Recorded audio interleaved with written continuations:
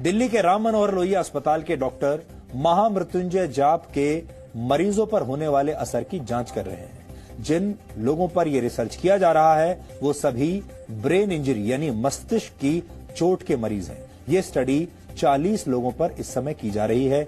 इन 40 लोगों को 20-20 के 2 समूहों में बांटा गया है। इसमें से एक समूह को महामृत्युंजय मंत्र सुनाया गया, जबकि दूसरे समूह को यह मंत्र नहीं सुनाया गया। जिन मरीजों के लिए महामृत्युंजय मंत्र का जाप किया गया उनमें से कई मरीज कोमा में थे। हालांकि इस रिसर्च का तरीका थोड़ा अलग है, क्योंकि मंत्र पढ़ने का काम अस्पताल में नहीं बल्कि अस्पताल से 13 किलोमीटर दूर संस्कृत विद्यापीठ में किया जा रहा है। इसे समझाने के लिए हम आपको अस्पताल की कुछ तस्वीरें आज दिखाएंगे।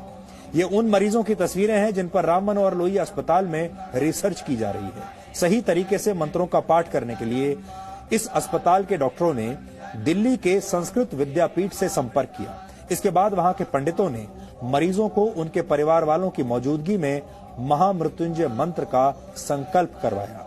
डॉक्टरों और मंत्रोच्चार करने वाले आचार्यों का कहना है कि मंत्रों की शक्ति से 20 में से 18 मरीजों को बचा लिया गया, जबकि जिन मरीजों के लिए मंत्रों का पाठ नहीं हुआ उन मरीजों में कोई सुधार नहीं देखा गया। महामृत्युंजय मंत्र का अर्थ है मृत्यु को जीतने वाला महान मंत्र। ऐसा माना जाता है कि इस मंत्र का जाप करने से अकाल मृत्यु का डर समाप्त हो जाता है। इस मंत्र की रचना ऋषि मार्कंडेय ने की थी। इस मंत्र का मतलब है कि हम भगवान शिव की पूजा करते हैं, जिनके 3 नेत्र हैं, जो हर श्वास में जीवन शक्ति का संचार करते हैं और पूरे जगत का पालन पोषण करते हैं। इसे त्र्यंबकम मंत्र, रुद्र मंत्र और मृत संजीवनी मंत्र भी कहा जाता है। ऋग्वेद के 7वें अध्याय, यजुर्वेद के 3रे अध्याय और अथर्ववेद के 14वें छंद में इस मंत्र के बारे में बताया गया है। ऋषियों ने महामृत्युंजय मंत्र को वेदों का हृदय भी कहा है। कुछ समय पहले एम्स ने भी गायत्री मंत्र के वैज्ञानिक महत्व को मरीजों के MRI टेस्ट में हुए बदलावों से साबित किया था, लेकिन इन दोनों रिसर्च में काफी फर्क है।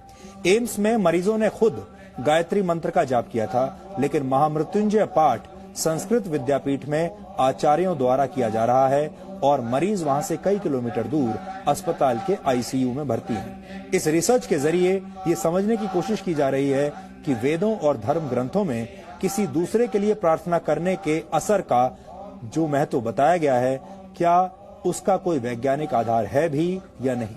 भारत सरकार की सबसे बड़ी मेडिकल रिसर्च संस्था Indian council for medical research ने इस स्टडी को फंड किया है।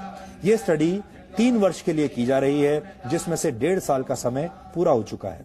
यानी आप कह सकते हैं कि आस्था और विज्ञान के इस अनोखे मेल के फाइनल नतीजे आने में अभी 1.5 साल का वक्त और लगेगा।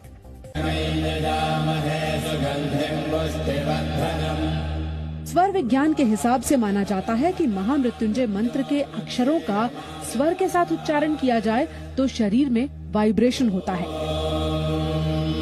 ये वाइब्रेशन दिमाग की नसों को सक्रिय करने में मदद करता है। हालांकि यहाँ ध्यान देने वाली बात यह है कि इस प्रयोग में मरीज खुद मंत्र नहीं पढ़ रहा है, बल्कि उसके लिए पंडित एक तरह से अनुष्ठान कर रहे हैं। यानी इस रिसर्च का आधार पूरी तरह से आस्था के विज्ञान पर टिका है। दुनिया भर में ये अपनी तरह की पहली रिसर्च कही जा सकती है। इसीलिए इस रिसर्च के तरीकों को लेकर जितने सवाल हैं, उतना ही इंतजार रिसर्च के फाइनल नतीजों का किया जा रहा है। मेडिकल साइंस की भाषा का एक बड़ा प्रचलित शब्द है जिसे कहते हैं